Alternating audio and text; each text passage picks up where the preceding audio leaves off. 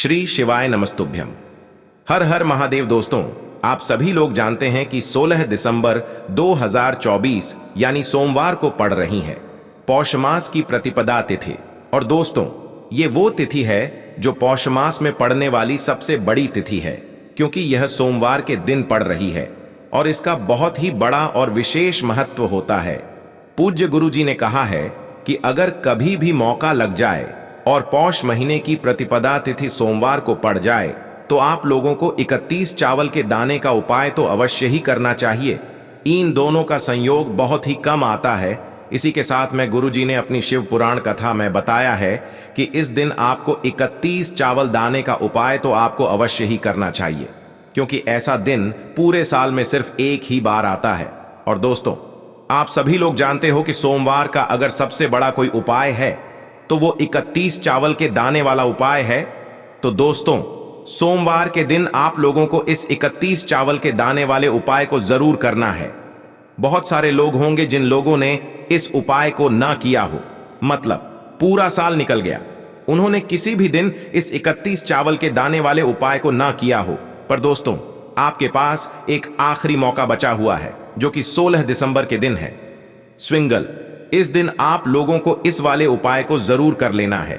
भले ही आपने पूरे महीने भर इस उपाय को ना किया हो, पर अगर आपने इस पौष महीने के सोमवार के दिन अगर इस वाले उपाय को कर लिया तो आपको इस उपाय को करने का वो फल मिलेगा जिसकी आपने कभी कल्पना भी नहीं करी होगी। इसीलिए आप लोग इस वाले उपाय को एक बार जरूर कर लेना है, ताकि आप लोगों के हाथ से यह मौका ना जा सके और आपको इस उपाय को करने का फल मिल सके। दोस्तों, यह उपाय पंडित जी ने अपनी अभी की ही श्री शिव महापुराण की कथा में बताया है। जिस उपाय को आज हम आपको बहुत अच्छे से समझाने वाले हैं, इस वीडियो को देखने के बाद इस उपाय को समझने के लिए आपको कोई और वीडियो को देखने की जरूरत नहीं पड़ेगी। तो चलिए दोस्तों, उपाय को शुरू करते हैं। देखिए, यह इस पौष महीने के सोमवार के दिन यह इतना खास होता है, इतना महत्वपूर्ण होता है। देखा गया है कभी कभी बड़े बड़े पूजा पाठ अनुष्ठान से जो मनोकामना पूर्ण नहीं होते, वो पौष महीने की सोमवार के दिन एक छोटे से उपाय करने से ही आपकी मनोकामना पूर्ण हो जाती है। और बहुत सारे लोगों ने इस उपाय को किया भी है और उनको इस उपाय को करने का फल भी जरूर मिला है। अगर आप लोग भी इस उपाय को करना चाहते हैं तो आप इस उपाय को पहले अच्छे से समझ लेना, सुन लेना, उसके बाद करना। आपको इस उपाय का फल जरूर मिलेगा और इस उपाय को कर लेने से आपके घर में चाहे किसी भी प्रकार की दुख और समस्या क्यों ना चल रही हो, आपको उसका कारण भी नहीं पता है कि भाई यह समस्या किस कारण से चल रही है। उसका कुछ भी कारण हो सकता है, जैसे पितृदोष हो सकता है या किसी भी तरह का मंगल दोष भी हो सकता है। तो इस दिन आप लोगों को यह वाला उपाय कर लेना है। ये एक ऐसा उपाय है जिस उपाय को अगर किसी विशेष दिन पर किया जाए तो भाई उस विशेष दिन का जो है वह तो हमें मिलता ही मिलता है, पर हमने उस दिन पर इस उपाय को किया है तो हमें उससे भी बड़ा फल मिलता है और फल बहुत जल्दी मिलता है, क्योंकि आप इस उपाय को बहुत ही बड़े और विशेष दिन पर कर रहे हो। तो चलिए अब उपाय के बारे में बात करते हैं, लेकिन उससे पहले आप लोगों को यह जानना आवश्यक है कि आखिर यह उपाय किस समय करना है, किसको करना है और कैसे करना है। तो चलिए हम आगे आपको वीडियो में एक एक करके बता देते हैं। लेकिन उससे पहले अगर आप लोग हमारे चैनल पर पहली बार आए हैं या फिर मेरी आवाज आज पहली बार सुन रहे हैं तो हमारे चैनल को सब्सक्राइब जरूर कर लेना और इस वीडियो को लाइक करके कमेंट बॉक्स में श्री शिवाय नमस्तुभ्यम ओम नम शिवाय जरूर टाइप कर देना। तो दोस्तों, इस 31 चावल के दाने वाले उपाय को हमें इस सोमवार के दिन कैसे करना है, किसको करना है, किस समय करना है और कहां पर करना है, ये सारे सवालों के जवाब आपको इस वीडियो में मिल जाएंगे। और जो ये वीडियो देखेगा भाई, उसको 31 चावल के दाने वाला उपाय जरूर करना चाहिए, क्योंकि इस दिन एक चावल के दाने का भी बहुत ही बड़ा और विशेष महत्व होता है। और जब बात आ जाए 31 चावल के दाने की, तो ये सोने पे सुहागा वाली बात हो जाती है और ये एक बहुत ही बड़ा उपाय हो जाता है इस सोमवार का। तो अब दोस्तों, इस 31 चावल के दाने वाले उपाय को आखिर करना किसको है, सबसे पहले हम लोग वो बात जान लेते हैं।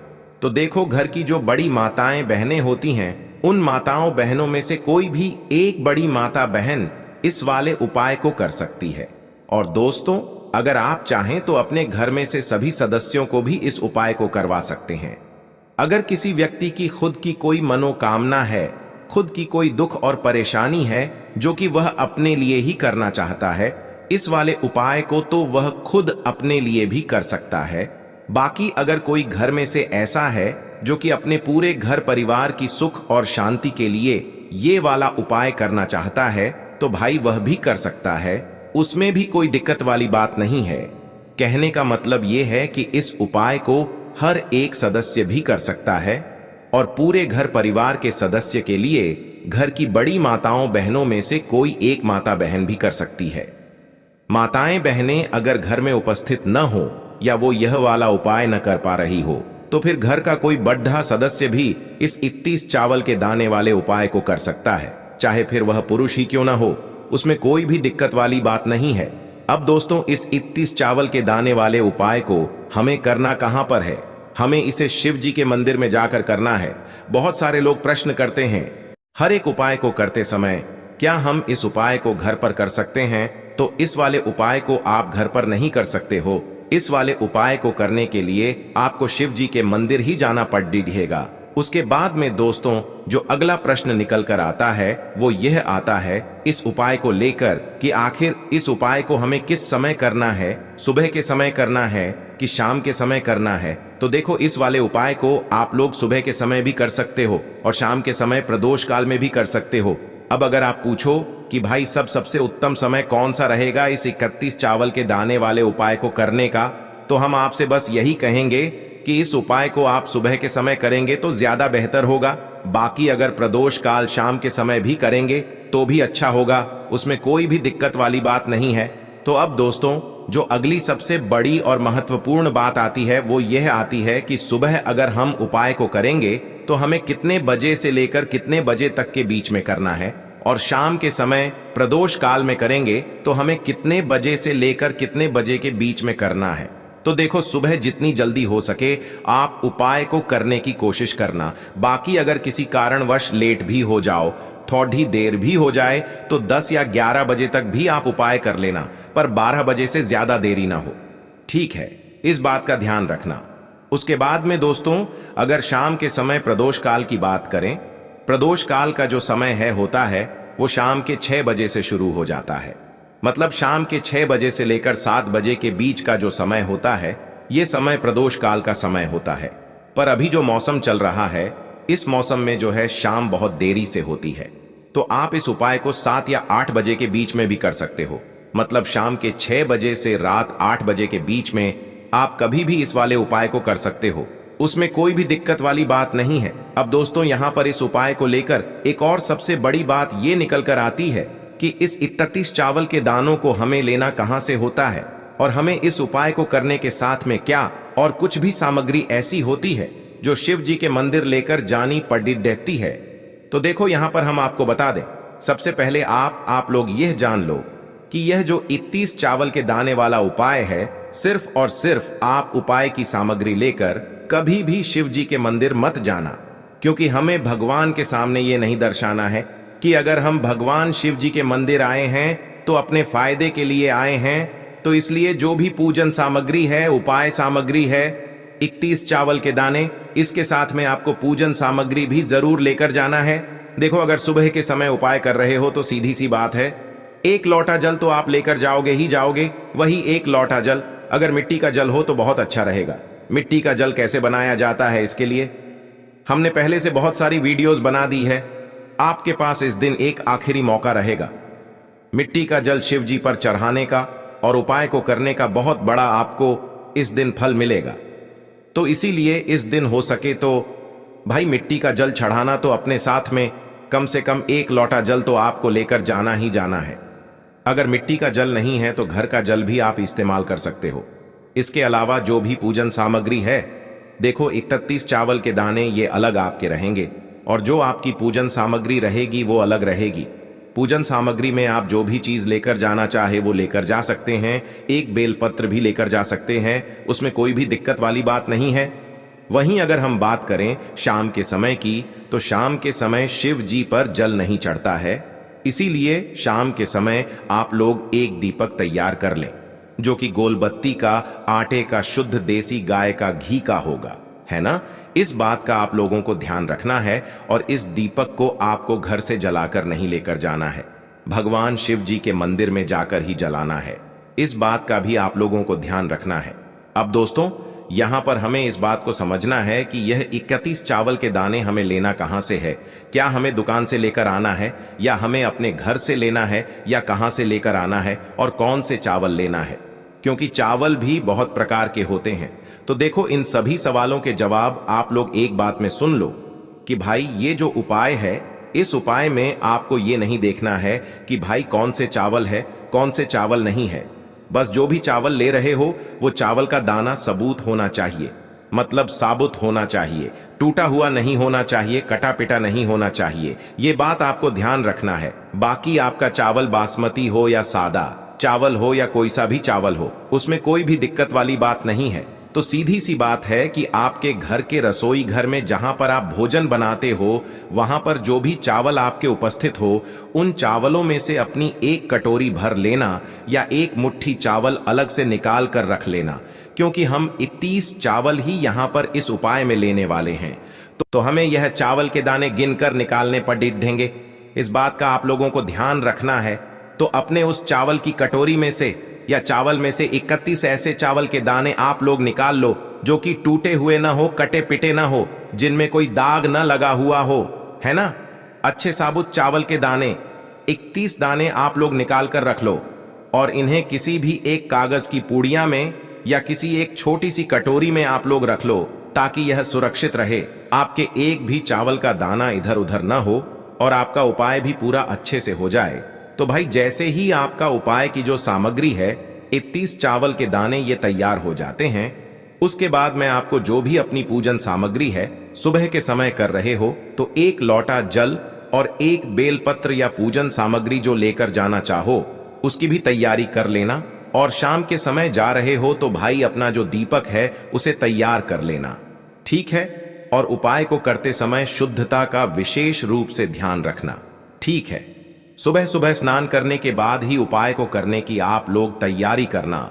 उसके बाद अगर शाम के समय की बात करें तो शाम के समय आपको स्नान करने की जरूरत नहीं है, पर शुद्धता का ध्यान रखना है। आपको स्नान तो नहीं करेंगे, आप हाथ मुंह धोकर भी इस वाले उपाय को शाम के समय प्रदोष काल में कर सकते हैं, इसमें कोई दिक्कत वाली बात नहीं है। तो आप अपने उपाय की पूरी सामग्री तैयार करके आपके पास ही में जो आपका शिव मंदिर हो वहां पर पहुंच जाइए।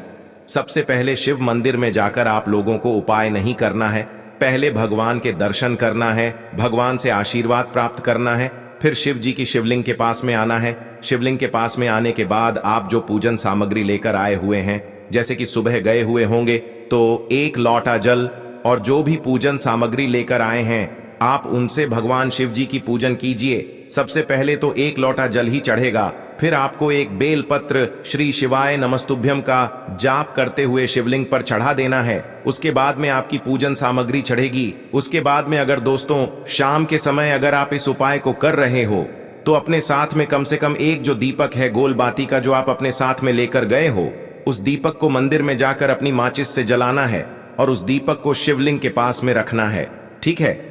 इस दीपक को रखने के बाद ही आप लोगों को अपना ये वाला उपाय शुरू करना है, और दीपक को ज्यादा पास में मत रखना, वैसे भी गर्मी पड़ रही है, भगवान शिव जी को आंच नहीं लगनी चाहिए, है ना। तो भाई जैसे ही आपकी पूजा अर्चना हो जाती है, आप भगवान शिव जी को प्रसन्न कर लेते हैं, उसके बाद में शिवलिंग के पास ही में आप कहीं पर बैठ जाइए। सामने या आसपास जिस जगह पर आपको बैठना हो वहां पर बैठ जाइए और अपने वह 31 चावल के दाने अपने सामने निकाल कर रख लीजिए, क्योंकि अब यहां पर उपाय को यहां पर करने की आपको तैयारी करना है। और इस तरीके से जब आप उपाय करेंगे, पूजन सामग्री करने के बाद, पूजन अर्चना करने के बाद, तो आपको उपाय का फल बहुत जल्दी और बहुत बढ़ा होकर मिलेगा। तो अपने 31 चावल के दाने अपने सामने निकाल कर रख लेना, और यह जो उपाय है यह आपकी सीधे हाथ की हथेली से होगा, इसलिए इस बात का भी विशेष रूप से ध्यान रखना है। तो सीधे हाथ की हथेली का प्रयोग करके ही आप लोग अपना इस वाले उपाय को करना। अपने सामने जो भी आपकी कागज की पुड्डिया है उसको खोल कर रख लो, या कटोरी है तो भाई उसे अपने सामने रख लो और अपने वह 31 चावल के दाने निकाल लो, ठीक है। उसके बाद में दोस्तों अब आपको क्या करना है कि शिवलिंग आपके सामने होगी, तो आपने वह 31 चावल के दाने एक एक करके जहां पर आपने बेलपत्र चढ़ाया है, आपको शिव जी के शिवलिंग के ऊपर चढ़ाना है। कहां पर चढ़ाना है? शिवलिंग के ऊपर चढ़ाना है और कहीं पर भी नहीं चढ़ाना है।